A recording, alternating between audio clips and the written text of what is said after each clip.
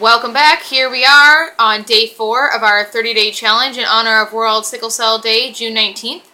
So today we are going to talk about the differences between a healthy red blood cell and a sickle cell. Okay, so we've got some awesome low-tech props for you today. I've multiplied them tenfold. And the first part we're going to talk about is the shape of the sickle cell. So we talked yesterday about this healthy red blood cell and how I can squish it up and it can open back up and it can move all around into different spots wherever it needs to go because it has that flexibility. So one of the things that happens in a sickle cell is it loses its flexibility and morphs into a different shape. It's really important for everybody to understand that those sickle cells are not born in this deformed shape. They actually come out as a healthy red blood cell and very quickly turn into that sickle cell that we're all familiar with based on the process I'm about to tell you. So this is your healthy red blood cell. Inside it are those passengers we talked about called hemoglobin. And in a healthy red blood cell, all the hemoglobin follow by the rules, and they're all labeled as adults, so hemoglobin A.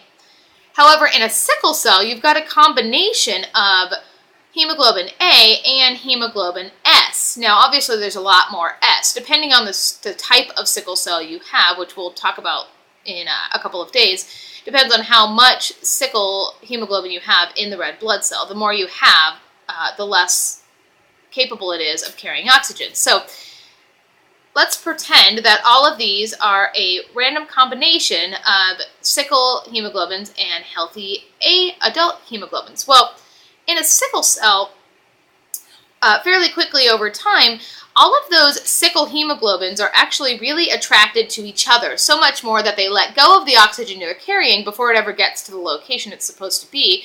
And they grab onto each other and they form these long chains called tactoids, which then leaves only the healthy A hemoglobin to carry the oxygen. So you have this red blood cell now that has these chains in it, the tactoids, that serve no purpose other than to make things difficult. They're not carrying any oxygen anymore. And you only have a couple of the little A hemoglobin that are carrying actual oxygen that are doing the job. So you have these red blood cells traveling around that are very poorly equipped to do their job. Remember we talked about yesterday that they're supposed to carry oxygen to the body. Well, instead of having this many hemoglobin able to carry oxygen, you now only have those little 3 hemoglobin left because all the other sickle hemoglobin are too busy holding onto each other's hands and forming those tactoid chains to actually be doing their jobs of carrying oxygen. The other important part in these chains and what these chains do is they are very stiff. So I used popsicle sticks because I can't bend the popsicle stick. This is also true in your body. Those tactoid chains are not flexible. So when my red blood cell tries to go into an artery, a vein, all the way down to a capillary, it's not able to bend. See, we're trying to bend into the shape and I'm stuck. It can't bend, right? So that's what causes the blockages. It gets stuck in a part of your body because of these tactoids. So as your red blood cell gets back up to the lungs after its cycle, it actually expands back and gets a redo back to a healthy red blood cell. So it was this sickle shape here, but it got oxygenated and spread back out again. So it sickles, it opens back up near the lungs, it sickles outside, it opens back up near the lungs. This happens over and over and over again until eventually it completely morphs in shape and becomes distorted permanently, looking like this as a sickle cell.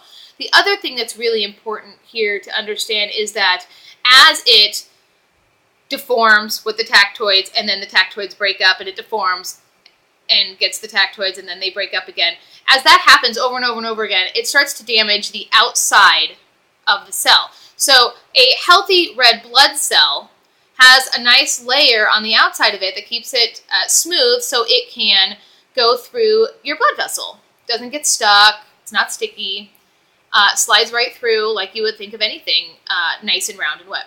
However, as a sickle cell deforms and then re-expands, deforms, and then re-expands, it loses that layer on the outside of the cell, and it actually becomes very sticky. So this example here, this part, you can see how stuck it is to my finger, is very sticky. And so as it's traveling through the blood vessel, not only is it rigid in shape, so it can't move around, it can't have that squishiness that we had yesterday, but it also has the opportunity to get stuck on the blood vessel. So as it's moving, it comes next to what's called the endothelium, that's the inside lining of your blood vessel, and then it gets stuck.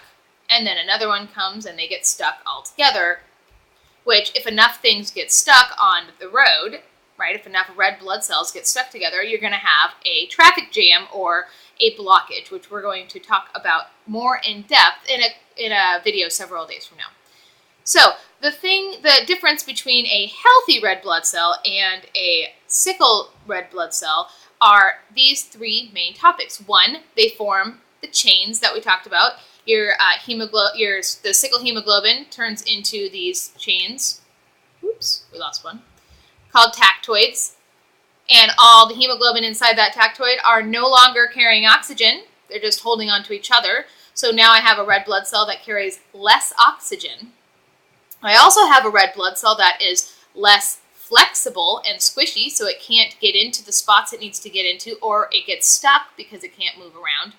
And I also have a red blood cell that is sticky from all the damage of sickling and then reoxygenating, sickling and then reoxygenating, so that it also can get stuck, and does get stuck to other sticky sickle cells and the lining of your blood vessel.